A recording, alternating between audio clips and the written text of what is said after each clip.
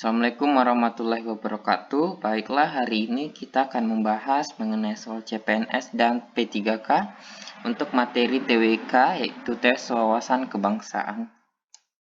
Untuk bagian yang ke-8 ini kita masih tetap pada materi Pancasila sebagai ideologi negara. Kita ke soal yang pertama, yaitu Pancasila memiliki beberapa kedudukan, salah satunya adalah sebagai sumber nilai dengan maksud apa?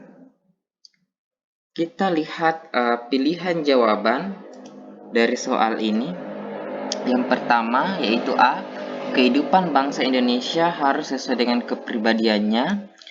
Untuk bagian B, masyarakat Indonesia harus maju dengan kualitas intelektualitas yang tinggi. Untuk bagian C, yaitu kemampuan untuk bisa menunjukkan kemampuan sebagai bangsa. Untuk bagian D, yaitu menjadi standarisasi dari kualitas moral bangsa.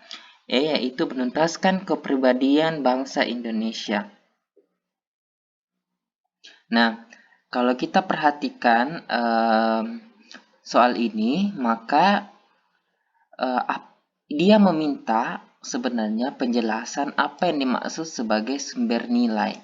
Jadi Pancasila memiliki beberapa kedudukan, salah satu kedudukannya itu adalah sumber nilai. Jadi apakah yang dimaksud dengan sumber nilai itu?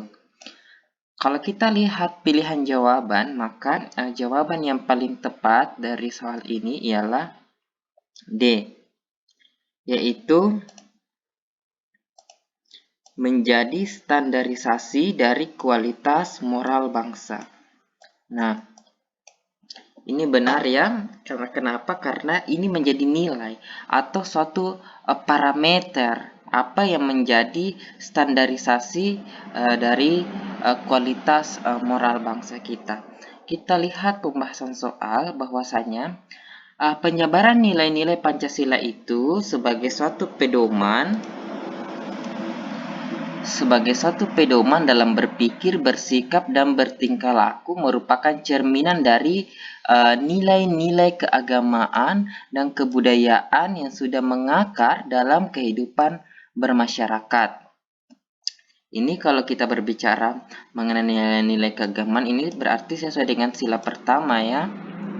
Nah, Pancasila memiliki beberapa kedudukan dan salah satunya adalah sebagai sumber nilai. Yang dimasukkan di sini yang menjadi sumber nilai ialah Pancasila itu sebagai standar dan sebagai kualitas moral dari bangsa kita.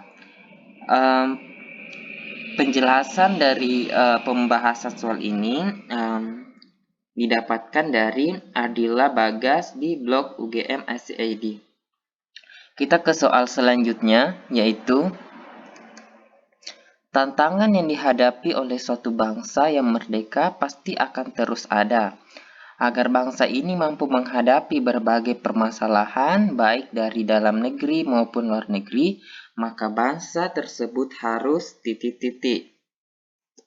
Kita lihat pilihan jawaban dari soal ini. A itu memiliki pilihan jawaban memiliki rakyat yang cerdas, B memiliki angkatan perang yang tangguh, C membatasi kerjasama dengan negara lain, D memiliki ideologi negara, E bekerja sama dengan negara lain. Nah, coba kita perhatikan soal ini. Di soalnya itu tantangan yang dihadapi suatu bangsa yang merdeka pasti akan terus ada. Ini pasti sangat jelas ya. Agar mampu bangsa ini menghadapi berbagai permasalahan, maka bangsa ini harus apa? Jadi, suatu bangsa memiliki permasalahan dalam luar negeri. Maka, hal yang harus ada untuk menghadapi tantangan tersebut itu apa? Dalam soal ini diminta hal demikian. Jika kita melihat pilihan jawaban dari soal ini, maka jawaban yang paling tepat tentunya ialah D ya, memiliki ideologi negara. Ya, ini sangat jelas ya, karena kita tahu ideologi kita ialah Pancasila. Dan Pancasila ini sebagai filter atau saringan. Apakah suatu paham yang kita terima itu sesuai dengan Pancasila atau tidak? Jika misalkan sesuatu itu tidak sesuai dengan Pancasila, hendaklah kita menolaknya. Dan apabila sesuai dengan Pancasila, maka hendaklah kita menerimanya. Dengan demikian, kita akan tetap mampu menghadapi permasalahan-permasalahan yang ada di bangsa ini, baik itu permasalahan yang ada berasal dari dalam maupun dari luar negeri. Nah, ini sesuai dengan pembahasannya, bahwasanya kita juga harus memahami bahwa tantangan itu pasti akan terus ada.